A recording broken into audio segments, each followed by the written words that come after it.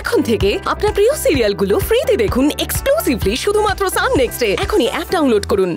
দেখো, আমি একটা কথা তোমাদের সবাইকে পরিষ্কার করে বলছি, আমি আমার নিজের ক্ষতি মানতে পারি, কিন্তু আমার পরিবারের কোনো ক্ষতি হোক সেটা আমি মানতে পারি না।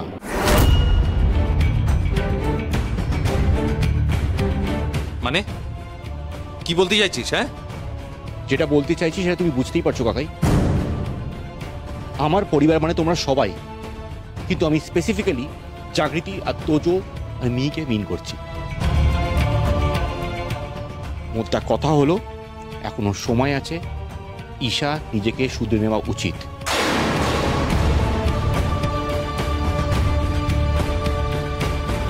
গয়নার বক্সগুলো যে আমি চুরি করিনি সেটা কি বললে আপনারা বিশ্বাস করবেন বলুন তো?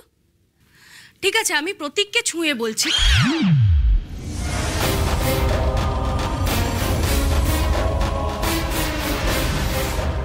আরে এখানে ছুঁয়ে বলার কি আছে? যে বিশ্বাস করবে এমনিই বিশ্বাস করবে, যদি না বিশ্বাস করে করবে না।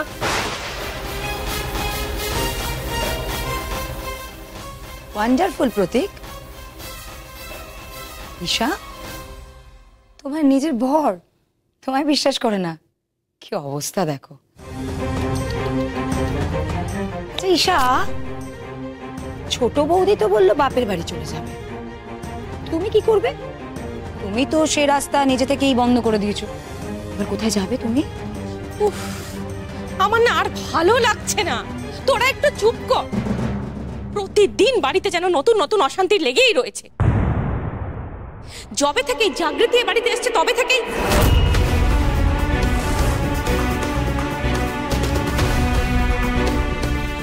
মা, ভুলটা কি বলেছি অনেক?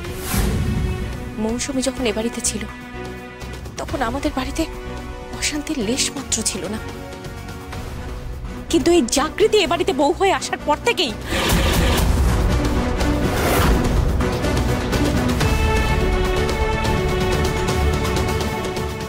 মা, আমি কিন্তু কোনোদিনও কোনো অশান্তি করতে চাই না। বোঝো তাহলে, তুমি না চাইতেই এই বাড়িতে এরকম ঝামেলা শুরু হয়েছে। দিনের পর দিন একটার পর একটা ঝামেলা হয়ে যাচ্ছে, তাহলে তুমি চাইলে এ বাড়িতে কি হতে পারে?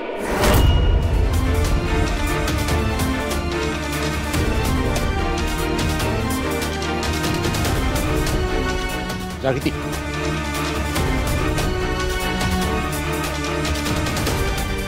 মা কাজটা তুমি ঠিক করলে না,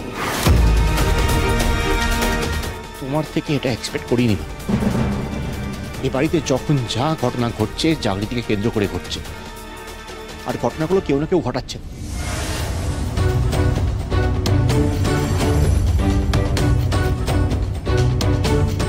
আমি না তোমাকে একটা কথা পরিষ্কার করে বলছি, এবার থেকে তুমি যা বলবে ভেবে চিন্তে বলবে।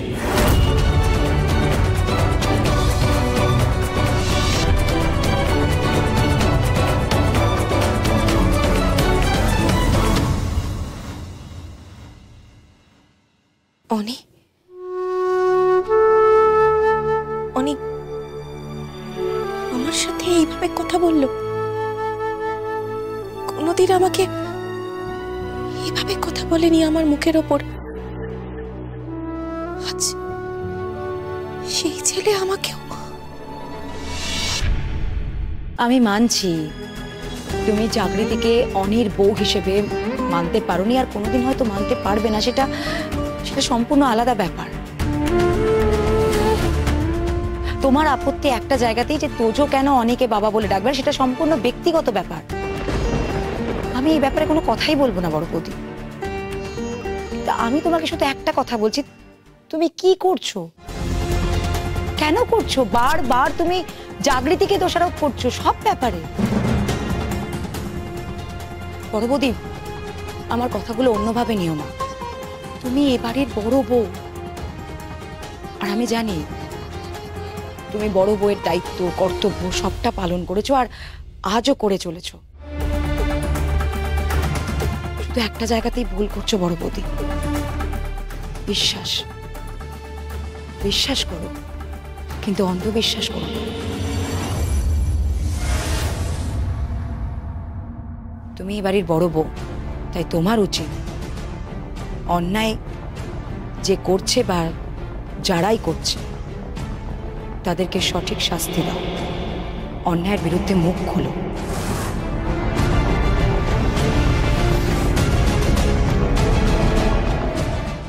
সরি বড় বৌদি।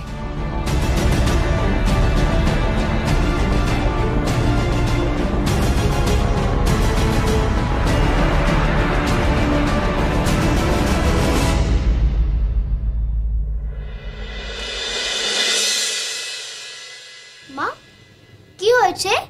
কাঁদছো কেন? তোমার কিছু বলেছে? বলো না আমায়। কাঁদছো কেন মিষ্টি মাসি?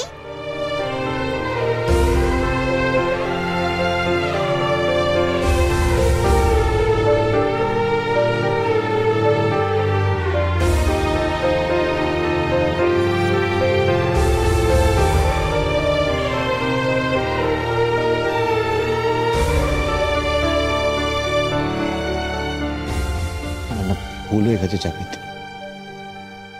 পারলে প্লিজ আমায় ক্ষমা করে দেবেন। আপনি কেন ক্ষমা চাইছেন অনুব্রত বাবু? আপনি তো কিছু করেননি। করেছি চাকরিতে, আমি খুব বড় একটা ভুল করে ফেলেছি। জানেন তো পিসিমণি না আমাকে বারবার বলেছিল যে কি মা কখনো মা হতে পারবে না, কিন্তু আমি সেই প্রতীকের সাথে ঈশার বিয়ে দিয়ে ঈশাকে এ বাড়িতে এই আশা করে নিয়ে এসেছিলাম যে ঈশা একদিন মিহির মা হয়ে উঠতে পারবে, কিন্তু কাকিমণি ঠিক ছিল, আমি ভুল ছিলাম। এই ভুলটা না আমাকে নিজে শুধরাতে হবে।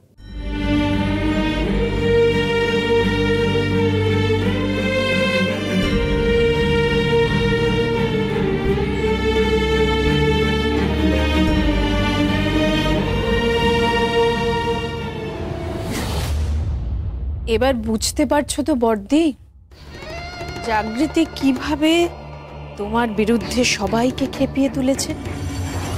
বুঝতে পারছো তো? এই যে আমাদের অনি কোনোদিন তোমার মুখের ওপর কোনো কথা বলেছে? বলেনি তো, কিন্তু আজ বলল। শুধু মুখে মুখে কথা বলেনি, চোখে চোখ রেখে বলল। তাহলে ভাবো বর্দি, জাগৃতি কিভাবে অনির মাথাটা খেয়েছে, বুঝতে পারছো তো? ছি ছি ছি ছি ছি ছি।